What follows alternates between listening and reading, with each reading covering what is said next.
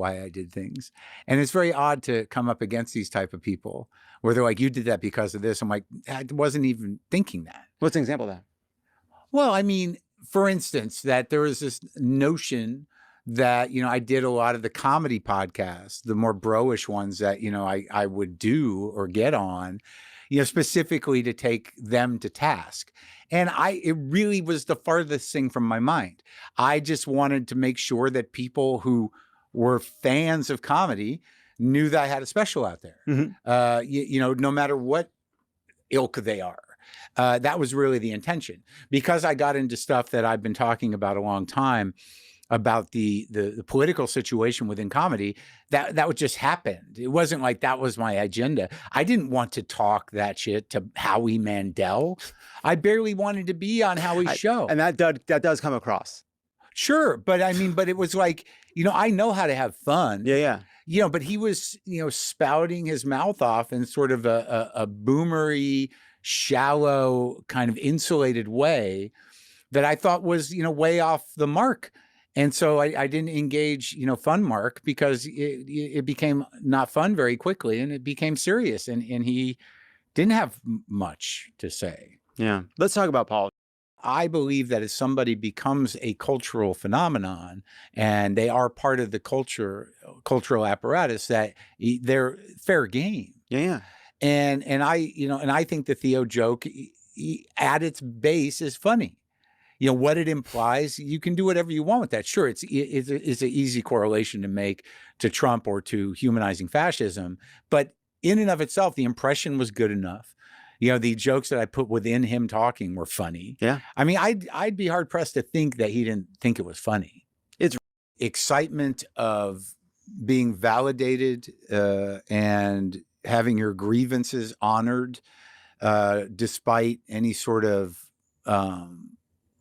human connection to them. I think it's appealing to angry people, and the people that weren't angry were annoyed, and they may be untethered. They may not have any real sense of civic responsibility or even the structure of government.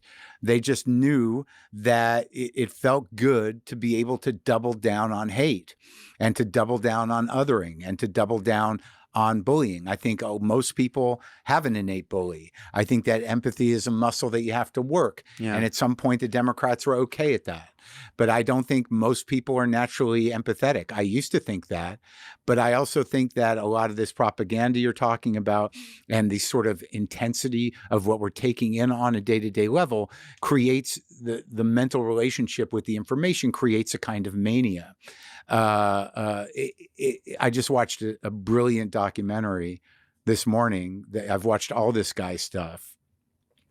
It's a guy, he calls himself Elephant Graveyard on YouTube. And it specifically focuses on the alignment of politics and comedy. He did one called The Comedy Czar about the Rogansphere and the Manosphere. And he did one just today it was called, I'll tell you, because I think they're important to watch, because it's sort of the world that, I live in. It's called Comedy Jonestown: How Comedy Was Destroyed by an Anti-Reality Doomsday Cult. And I think that is a bigger conversation about what you're saying, that, the propaganda and the existence of social media platforms and what they can do to the human brain, and what they can do to foment a sort of mania. Yeah, mania is a good word for it. That enables it. You hear it in people on these mics. And I used to do it. I used to do morning radio, and I knew what it took to get it up to do that, for 3 hours. You're up at 3 in the morning. And sure, you can make it as funny as you want. There's plenty of beautifully funny people doing amazing comedy all the time, but they're in the shadow of this momentum of the tribalized comedy, of Rogan. And again, those documentaries, which I highly recommend, from Elephant Graveyard, Rogan has positioned himself as the arbiter of what comedy is. And the way I framed it in my conversation with Howie was like, how long can you kind of claim the victim mantle? Right. It's like, my question is, it's like, you guys won. Woke is dead. what do you got to keep beating these people up for? Some of them are losing their rights. Some of them are being, literally killed. Some of them are being deported. And these are all the big funnies for you guys who claim to be victims of this horrible policy. So then why not stop now? Well, but also part of it is, yeah, but then also there's this sort of, well, we're just comedians, we're just telling jokes here. And then it's like, well, hold on a second. You can't, They're not. you can't have the president on in the run up to an election and give that person a forum, Trump, and not push back. You can't get behind him, and then when you don't like the consequences, say like, "Well, I don't like any of this immigration stuff, but I'm just a comedian. I just had him on. He was a guest. Yeah, but I still, heard what he had I to can't say." forgive it. I can't forgive it. Don't think you should. And it's like in the sense that like, well, you should have done your fucking homework, before you come out and say this is the guy to your army of kind of minions who look to you for intellectual fortitude and the proper diet and what is real and what isn't real. So in a sense, it's like they're going to backpedal, and they're going to backpedal in relation to what's kind of like moving through MAGA in general. And I don't know that it matters.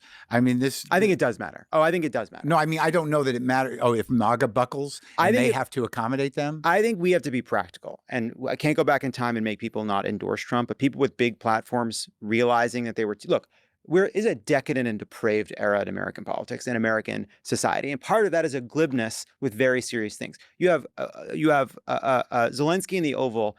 He's getting questions about putting on a suit. His country is being murdered by Vladimir Putin. He's getting jokey questions. Donald Trump is showing him his fucking hat collection. This is a depraved and decadent era. Also, and as part of that decadence, there are people being glib about life and death decisions, including endorsing a monster because it's good for the gram. And that happened. How do we help? Now that there's a good side to that, which is there's a shallowness to that support and that embrace, which means, yes, we can say that was stupid. I don't forgive you. Fine. But we got to get those people to realize we got to make ourselves feel open to them, because those people with those platforms are maybe gettable, as are the kind of soft Trump voters that maybe got on board because all their favorite hosts liked him. I'll agree with you with that. Okay. But I think you're taking out of the picture, they're afraid.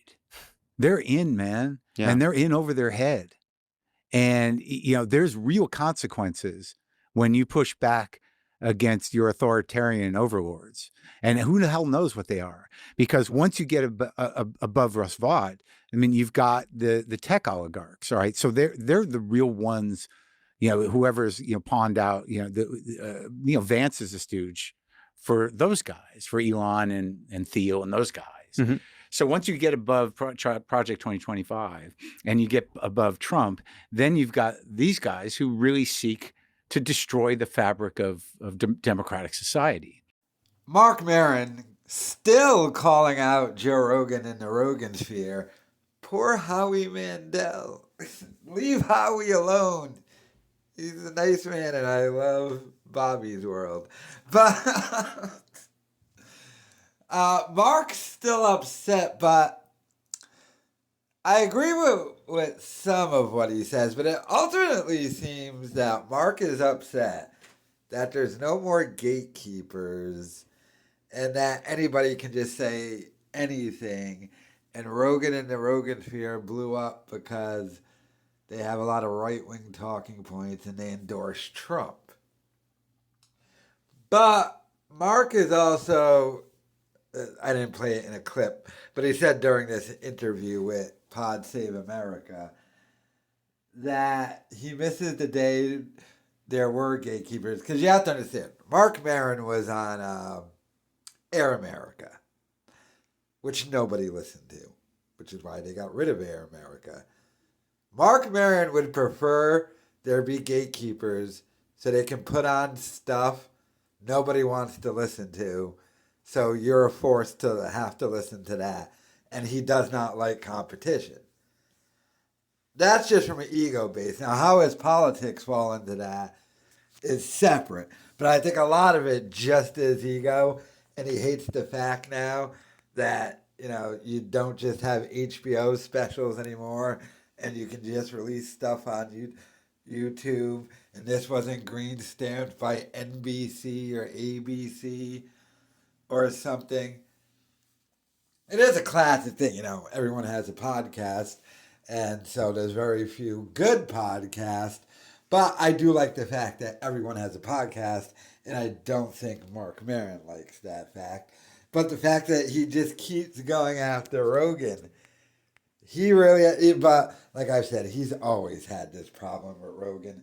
I've got Marc Maron trashing Joe Rogan videos from 5, 6 years ago, when Mark would just go on his Instagram lives and trash Rogan. I had the classic one where he played the guitar. It was like, dig it, man. Rogan tells Shadow. He was doing some beatnik riffing hippie thing, which is pretty funny, but he's always had a problem with Rogan. And Rogan has acknowledged this in the past on his show as well. So, but when Mark says he didn't plan on this being this way, yeah, he did. He's trying to gin up interest in his special panic, which is fine. And I don't really see anything wrong with that. But yeah, he purposely is going after these guys. But let me know your thoughts in the comments.